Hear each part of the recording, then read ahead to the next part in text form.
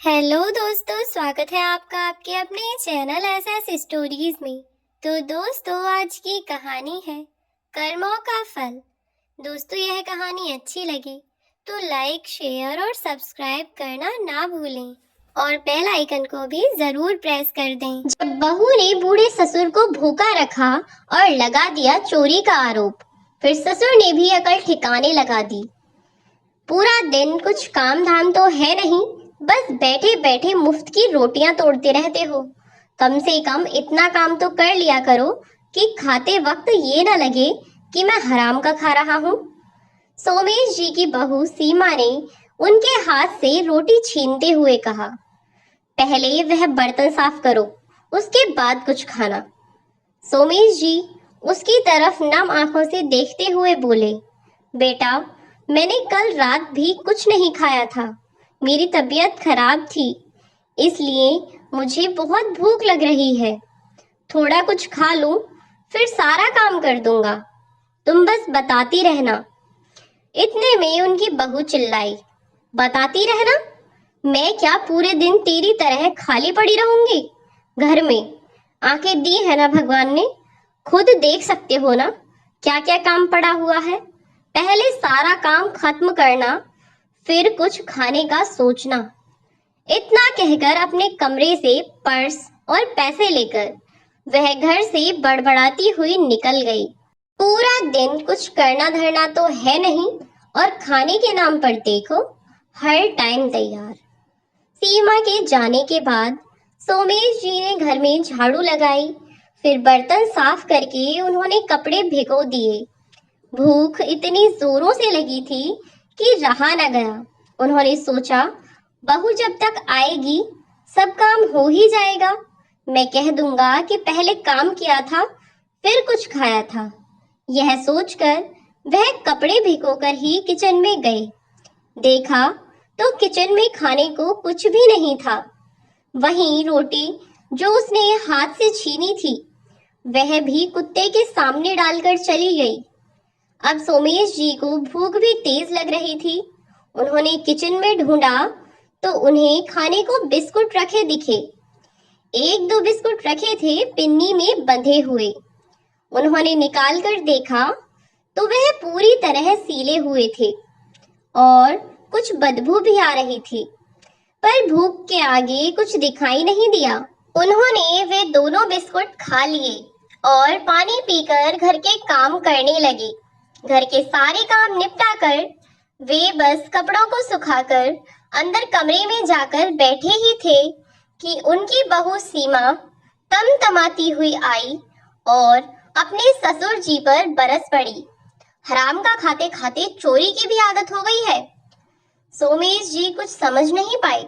उन्होंने बहू से कहा, बहू, ये तुम क्या कह रही हो? चोरी और मैं? आहा, देखो तो जरा, मेरे पैसे चुराकर कितना सीधा बन रहा है। रुक बुड्ढे, आज तुझे बताती हूँ। जब तक तू मेरे पैसे नहीं देगा ना। सोमेश जी ने डरते हुए ही कहा, पर बहू, मैंने किया क्या है? कौन से पैसे? इतने में उनकी बहू झुंझलाई, वही पैसे जो तूने मेरे पर्स से निकाले हैं। पूरे 500 रुपए थे। अगर मुझे वापस पैसे नहीं दिए तो खाने को एक टुकड़ा भी नहीं दूंगी। अपनी बात कहकर वह अपने कमरे में चली गई और सोमेश जी आंखों में आंसू लिए वहीं खड़े रह गए। थोड़ी देर बाद कमरे में आकर बैठे तो सामने अपनी पत्नी की तस्वीर देख खुद को रोक नहीं पाए। वह पुरानी यादों में खोए हुए और अधिक पीड़ा का अनुभव कर रहे थे। उनकी आंखों से आंसू रुकने का नाम नहीं ले रहे थे। यह तस्वीर उस तस्वीर को निहारते हुए बोले, सुमित्रा, तुम मुझे अकेला छोड़कर क्यों चली गई? किसके सहारे जीऊं मैं? मेरे जीने की कोई वजह मुझे नजर नहीं आती। काश ईश्वर मुझे भी तुम्हारे पास बुला ले। इतना कहकर अपनी पत्नी की तस्वीर को सीने से लगाए रोते रोते ही सो गए। जब उनकी आंख खुली, अब तक शाम हो चुकी थी।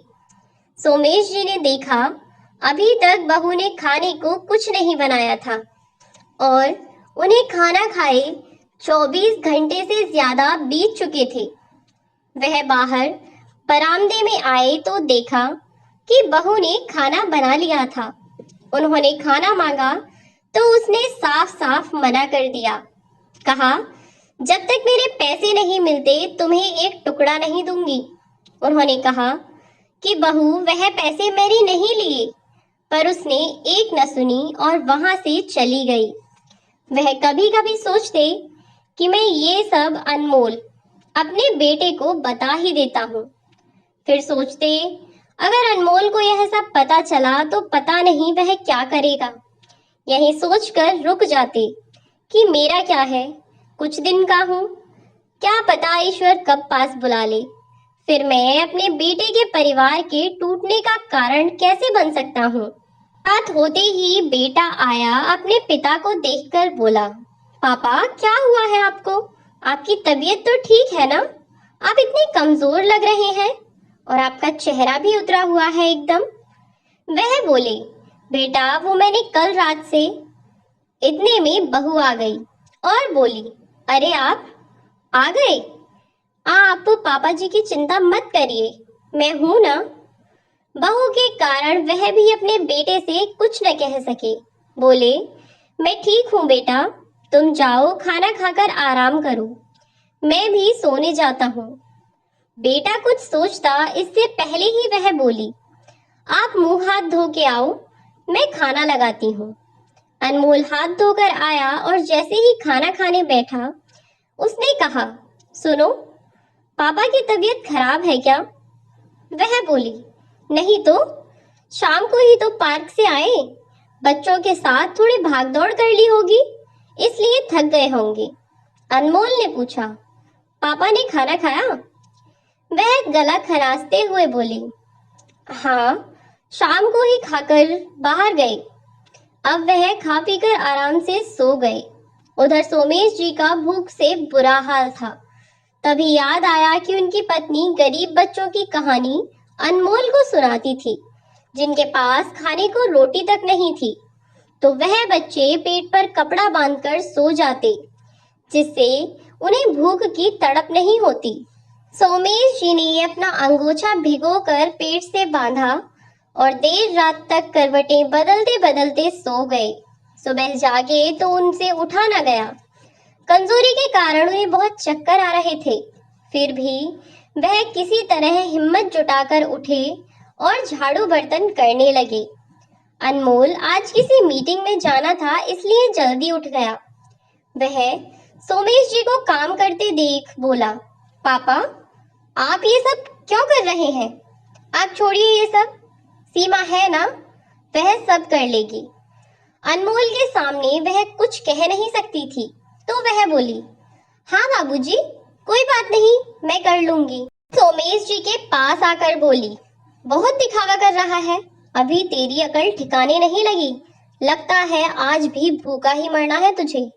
इतने में अनमोल बोला, अच्छा सुनो, मेरे पर्स से 500 रुपए ले लेना, कल मुझे जरूरत थी इसलिए लिए थे। सोमेश जी ने भी सब सुन लिया और कहा, देखा बहू, मैंने कहा था ना, मैंने कोई पैसे नहीं लिए। वह अपनी गलती को पूरी तरह से नजरअंदाज करते हुए बोली, हाँ हाँ ठीक है, बना रही हूँ अभी खाना, तब जितना ठूसना हो ठूस लेना। एक दिन में ही जैसे प्राण निकल गए। अपनी इस जिल्लत भरी जिंदगी को केवल अपने बेटे की खातिर जिए जा रहे थे, पर अब धीरे धीरे उनकी सहन शक्ति खत्म होती जा रही थी। बहू ने रोटी बनाई तो अनमोल ने कहा, आइए पापा, आप भी नाश्ता कर लीजिए। सीमा ने बड़े टेस्टी पराठे बनाए हैं। सोमेश जी की तरफ सीमा ने घूर कर देखा तो सोमेश जी के बढ़ते हुए कदम वहीं रुक गए। अनमोल ने कहा, पापा आप वहीं क्यों रुक गए, आइए ना। वह बोले, नहीं बेटा, तुम्हें तो ऑफिस जाना है, मेरा क्या है, घर पर ही तो रहता हूँ, बाद में खा लूंगा। अनमोल ने जिद की तो वह बैठ गए और नाश्ता करने लगे। अनमोल को देर हो रही थी, सो लंच पैक करवाकर वह निकल गया। इतने में सोमेश जी के सामने रखी प्लेट से पराठे उठाकर रात की बची हुई रोटी रखते हुए बोली, इन्हें खा लो, इतना नहीं है कि कचरे में डालें, इससे अच्छा है कि तुम ही खा लो। पराठे उठाकर वह चली गई और सोमेश जी की आंखों में आंसू और दिल पर बोझ लिए वह बैठे रहे। अब वह और सहन नहीं कर पा रहे थे। उन्होंने अपने आंसू पोंछते हुए वह रोटी उठाई और एक कागज में उन रोटियों को लपेटकर वह कमरे में गए। उधर सीमा को कोई होश ही नहीं था। वह मजे से अपनी पड़ोसन के साथ किटी पार्टी में चली गई। जब वह वापस आई तब तक सोमेश जी घर छोड़कर जा चुके थे। उन्होंने किसी को कुछ नहीं बताया, बस अपनी तस्वीर ली। अपनी पत्नी की तस्वीर लेकर वह घर से निकल गए और सीमा आते ही घर गंदा देखकर चिल्लाने लगी, कहाँ मर गया बुढ़े, घर का जरा सा काम बोल दो तुझसे वो भी नहीं किया जाता। जब उसे कोई उत्तर नहीं मिला, उसने घर में देखा, पर घर में उसे कोई नहीं दिखा। वह कहने लगी, इसकी इतनी हिम्मत हो गई कि ये बिना बताए ही चला। आज आने दो इसे, आज इसकी सारी हेगड़ी निकालती हूँ। अब धीरे धीरे शाम होने लगी थी और अनमोल के वापस घर आने का समय हो गया था, लेकिन अभी तक सोमेश जी का कुछ पता नहीं था। अब सीमा को डर लग रहा था।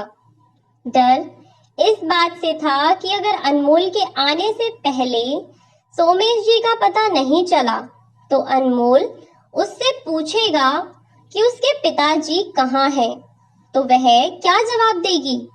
और जब वह कहेगा कि उसके पिता कहाँ चले गए और क्यों चले गए, आखिर उन्हें यहाँ किस चीज की कमी थी, तब वह अनमोल को किस तरह जवाब देगी। अब अनमोल किसी भी समय घर आने ही वाला था, लेकिन सोमेश जी घर में थे ही नहीं और वह घर में आते ही सबसे पहले अपने पिता से मिलने उनके कमरे में जाएगा। सीमा को यह बात अच्छे से पता थी, जिसके कारण उसका मन और ज्यादा घबरा रहा था। और बिल्कुल वैसा ही हुआ जैसा सीमा सोच रही थी। अनमोल ऑफिस से आते ही अपने पिता से मिलना चाहता था। जब वह उस बरामदे में नहीं मिले तो वह उनके कमरे में गया, लेकिन सोमेश जी वहां भी नहीं थे। अब वह सीमा से पूछता है, सीमा, पापा कहाँ गए हैं? वैसे तो कहीं जाते नहीं हैं, पर आज कहाँ गए? सीमा थोड़ी देर चुप रही। अनमोल ने फिर से पूछा, सीमा, मैं कुछ पूछ रहा हूँ, पापा कहाँ हैं? सीमा डरते डरते बोली, मुझे नहीं पता कि पापा कहाँ हैं। अनमोल सीमा की तरफ घूरते हुए बोला, मुझे नहीं पता मतलब? वो मैं आज पड़ोस वाली रागिनी दीदी के साथ किटी पार्टी में गई थी। अनमोल गुस्से से तमतमाते हुए बोला, क्या कहा? तुम, और वो भी किटी पार्टी? सीमा, एक चीज अच्छे से समझ लो, अगर आज मेरे पापा को कुछ भी हुआ तो मैं तुम्हें छोड़ूंगा नहीं। आगे जो भी होगा उसकी जिम्मेदार तुम खुद होगी। इतना कहकर वह अपने पिता को ढूंढने के लिए निकल पड़ा। उसने अपने पड़ोसियों से पूछा, लेकिन किसी को भी सोमेश जी के बारे में कुछ पता नहीं था। लेकिन जब वह पड़ोसियों को सोमेश जी के घर छोड़ने की बात पता चली तो उनसे चुप न रहा गया। उन्होंने अनमोल को बताया कि सीमा किस तरह से अपने बूढ़े ससुर पर अत्याचार करती है, कैसे उनसे घर का सारा काम कराती है और उसके जाने के बाद तो वह उन्हें कितनी गालियां भी सुनाती है, और तो और कभी कभी तो पेट पर कपड़ा बांधकर सोते हैं। यह सब सुनकर तो जैसे अनमोल के पैरों तले जमीन खिसक गई। उसे यकीन ही नहीं हो रहा था कि उसके रहते उसके नाक के नीचे उसकी पत्नी उसके पिता के साथ इतना अत्याचार करती रही और उसे भनक तक नहीं लगी। यह सब बातें सोचते सोचते वह अपने पिता को ढूंढने निकल पड़ा।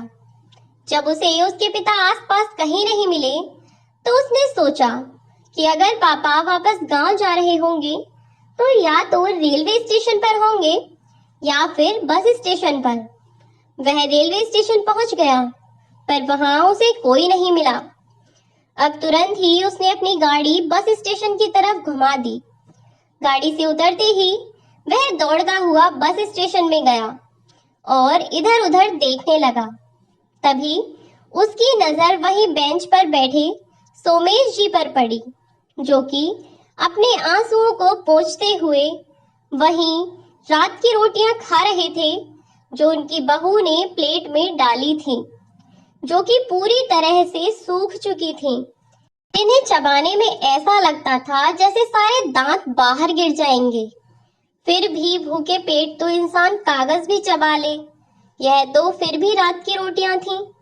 उनकी आंखों से आंसू लगातार बहे जा रहे थे। अनमोल ने उन्हें देखा तो दौड़ता हुआ उनके पास गया और उन्हें गले लगाकर रोने लगा। मुझे माफ कर दो पापा, सब मेरी गलती है। सब कुछ मेरी वजह से हुआ है। मुझे सब पता चल गया है पापा, वह रोते रोते बोला। पर आपने मुझे कभी कुछ भी नहीं बताया। क्यों पापा, क्यों नहीं बताया आपने मुझे कुछ भी? क्या आपको मुझ पे भरोसा नहीं था? सोमेश जी बोले, नहीं बेटा, ऐसा नहीं है। मुझे तुम पर पूरा विश्वास है, पर मैं अपने बेटे का परिवार नहीं तोड़ना चाहता था। तुम्हारी खुशी मेरे लिए सबसे ज्यादा जरूरी है। अनमोल ने उन्हें चुप कराते हुए कहा। उठिए पापा, घर चलिए। सोमेश जी बोले, नहीं बेटा, मैं तुमसे नाराज नहीं हूँ, लेकिन मैं घर नहीं आ सकता। अनमोल किसी तरह अपने पिता को समझा बुझाकर घर लेकर पहुंचा, जहां सामने ही सीमा खड़ी थी, जिसके जुल्मों का आज अंत हो चुका था। अनमोल ने जैसे ही सीमा को देखा, उसका गुस्सा उसके काबू से बाहर हो गया और वह तेजी से सीमा के पास जाकर रुका और 3-4 थप्पड़ जड़ दिए और बोला, तुम्हारी हिम्मत भी कैसे हुई मेरे पापा के साथ ऐसा करने की? मैंने तुम्हें मेरा परिवार संभालने की जिम्मेदारी दी थी, पैसे उड़ाने और घर तबाह करने की नहीं। मेरी माँ के जाने के बाद मैंने तुझे बस इतना ही तो कहा था कि मेरे पापा का ध्यान रखना, पर तूने मेरे पापा के साथ इतना बुरा बर्ताव किया। अभी के अभी निकल जा मेरे घर से। सीमा उसके पैरों में गिर गई और गिड़गिड़ाने लगी। मुझे माफ कर दो अनमोल, मैं आज के बाद ऐसी गलती कभी नहीं करूंगी। मैं तुम्हारी पत्नी हूँ, तुमसे प्यार करती हूँ। अनमोल ने उसे पैरों से उठाकर घर के बाहर फेंक दिया। सोमेश जी ने बहुत कोशिश की, अनमोल को समझाया। वह बोला, देख बेशरम देख, इसे कहते हैं प्यार। जो तेरे इतने बुरे बर्ताव के बाद भी मेरे पापा तेरे साथ बुरा होते नहीं देख पा रहे, और तू कहती है तू मुझसे प्यार करती है। अगर तू मुझसे प्यार करती तो मेरे पापा, जिनसे मैं इतना प्यार करता हूँ, तो उनसे इतनी नफरत नहीं करती। सीमा को अपनी गलतियों का एहसास हो रहा था। वह फूट फूट कर रोने लगी और बोली, पापा, आप समझाओ अनमोल को। मैं आज के बाद कभी शिकायत का मौका नहीं दूंगी। सोमेश जी ने सीमा को उठाते हुए अनमोल को समझाया, बेटा, घर की इज्जत घर में ही अच्छी लगती है, घर के बाहर नहीं। इसे माफ कर दो, और अगर इंसान को अपनी गलती का एहसास हो जाए तो हमें उसे माफ कर देना चाहिए। अनमोल ने कुछ नहीं कहा और कमरे में चला गया। सोमेश जी ने सीमा को घर के अंदर बुलाया और कहा, धीरे धीरे सब ठीक हो जाएगा। फिर वह भी अपने कमरे में चले गए। जैसे ही सुबह हुई, सुबह उठते ही अनमोल ने देखा बरामदे में उसके पापा बैठे हैं और चाय के साथ गर्मा गर्म पराठे खा रहे हैं। वह उठा और तैयार होकर ऑफिस चला गया, पर अब वह लंच के समय में भी घर आया, यह देखने कि उसके पापा सही तो हैं, और दोपहर में देखा कि सीमा सोमेश जी के सिर में तेल की चंपी कर रही है। अब वह बदल चुकी थी। सोमेश जी की दवाई गोली, कपड़े, खाना पीना, हर चीज का ध्यान रखती। धीरे धीरे अनमोल ने भी उसके बदले हुए बर्ताव को देखते हुए उसे माफ कर दिया था। वीडियो में अंत तक बने रहने के लिए धन्यवाद। कहानी अच्छी लगी हो तो लाइक, शेयर और सब्सक्राइब किए बिना बिल्कुल ना जाएं।